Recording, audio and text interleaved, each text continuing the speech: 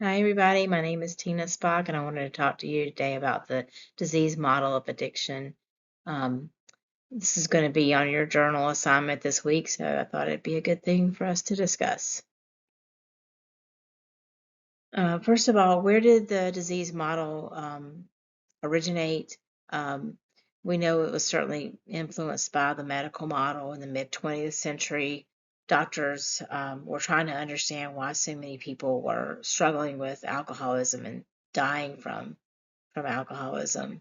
And they wanted to find a way to treat it better and understand it better. And of course, the medical model was very prevalent at that time, and it just made sense. And so it was classified in 1956 as a disease by the American Medical Association.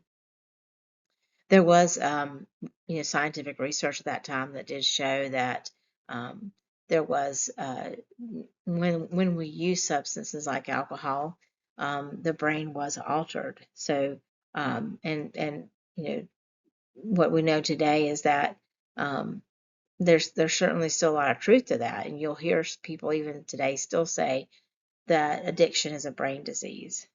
Um, and so some of the things about the disease model I think still remain, and maybe there's some might still be argued.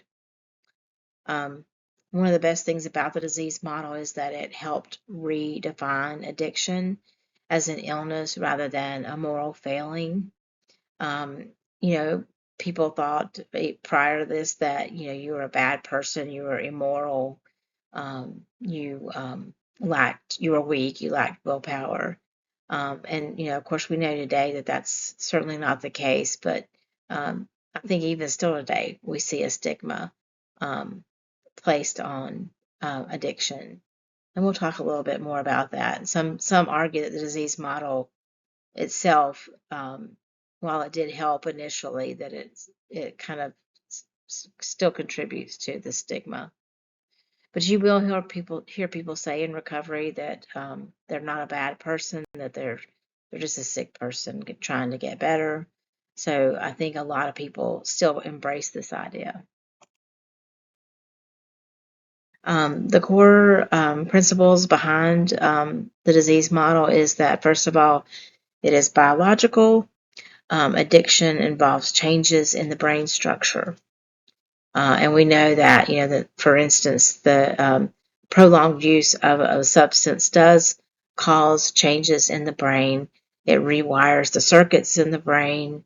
Um, it subverts our natural ability to survive, and it makes us think that to survive we have to continue to use.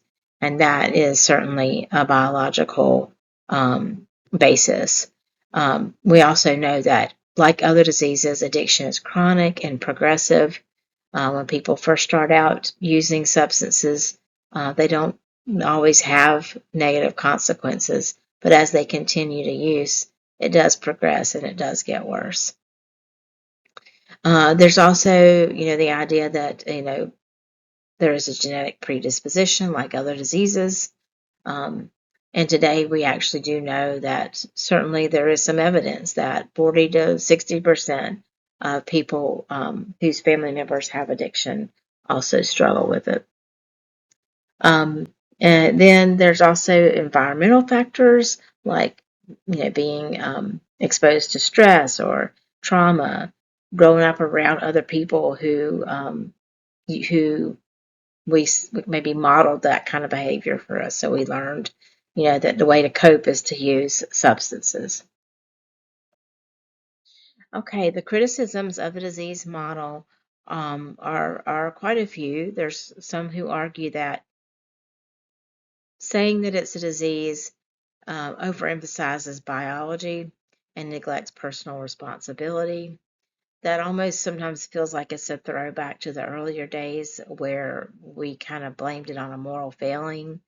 But there could be some truth to this that some people maybe hide behind the label and refuse to seek treatment because they say, well, I have a disease and there's nothing I can do about it. Um, the reality is there is treatment and people can get better, and people do get better. There's another debate that the labeling something like addiction as a disease is really it's false. It's not a disease. There's no biological basis. There's no proof that it is biological basis.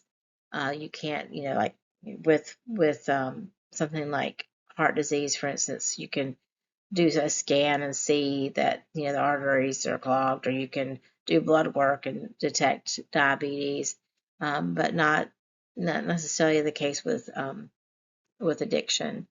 One other kind of problem with the label is that um, some argue that it takes away from our understanding of addiction, and that it keeps us from really seeing what the true underlying causes are. And then another criticism might be that because we label it as a disease, people are supposed to follow the sick role, these expectations of how we should behave when we're sick. Well, the reality of addiction is that it's a chronic relapsing condition. So people do try to get help, but they do relapse. And then we place the stigma on them for not getting better, not following through with the expectations of anyone who's sick, which is to get better. So sometimes that might be more true today, that why the stigma continues to exist. Other criticisms might be that labeling something and treating something as a disease uh, can keep some people from getting access to treatment. People who don't have insurance, or who don't um, can't afford treatment. And our book kind of mentions that what they view it as more of as an analogy, that addiction is like a disease, but it's not exactly the same. And I think that's somewhat of I don't know that it's necessarily a criticism as much as a compromise.